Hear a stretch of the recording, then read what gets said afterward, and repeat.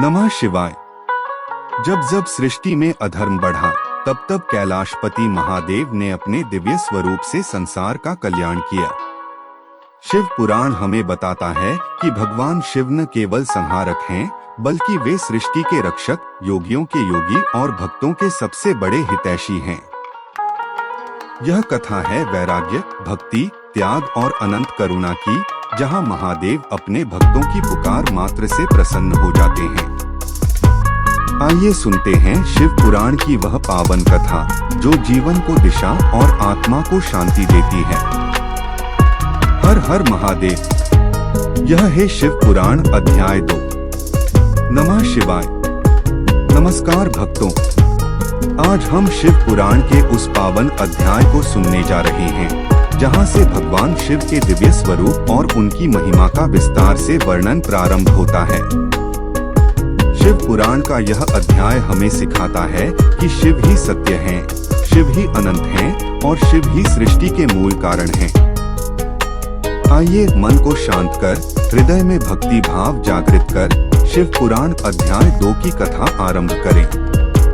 हर हर महादेव। प्राचीन काल में एक बार ऋषि मुनियों के मन में यह जिज्ञासा उत्पन्न हुई कि इस संपूर्ण सृष्टि का वास्तविक कर्ता कौन है।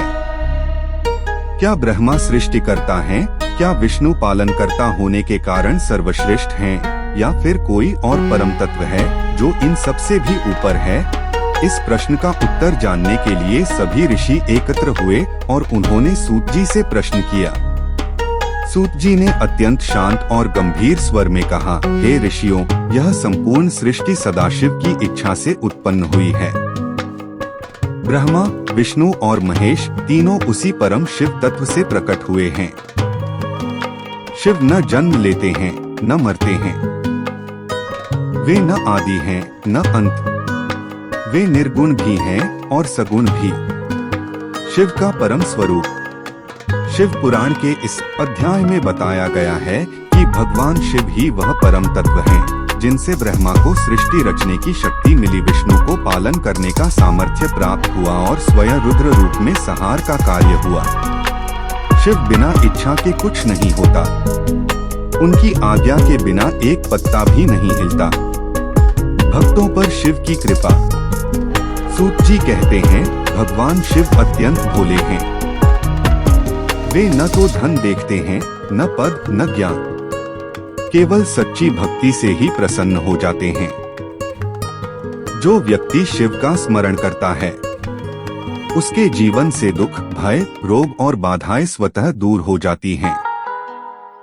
ज्ञान और वैराग्य का संदेश इस अध्याय में यह भी बताया गया है कि शिव केवल देवता नहीं, बल्कि परम गुरु हैं। वे हमें सिखाते हैं अहंकार का त्याग, मोह से मुक्ति और सत्य के मार्ग पर चलना। जो शिव को समझ लेता है, वह जीवन के हर बंधन से मुक्त हो जाता है। शिव भक्ति का फल शिव पुराण कहता है। जो व्यक्ति श्रद्धा से शिव पुराण का श्रवण करता है, उसे पापों से मुक्ति, मन की शांति और अंत में मोक्ष की प्राप्ति होती। हे भक्तों, शिव पुराण का यह अध्याय हमें सिखाता है कि शिव ही जीवन है, शिव ही चेतना है और शिव ही सत्य है।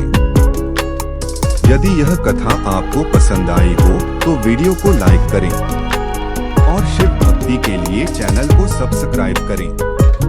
अगले अध्याय में हम जानेंगे शिव और शक्ति के दिव्य रहस्यों को। बोलिए हर हर महादेव।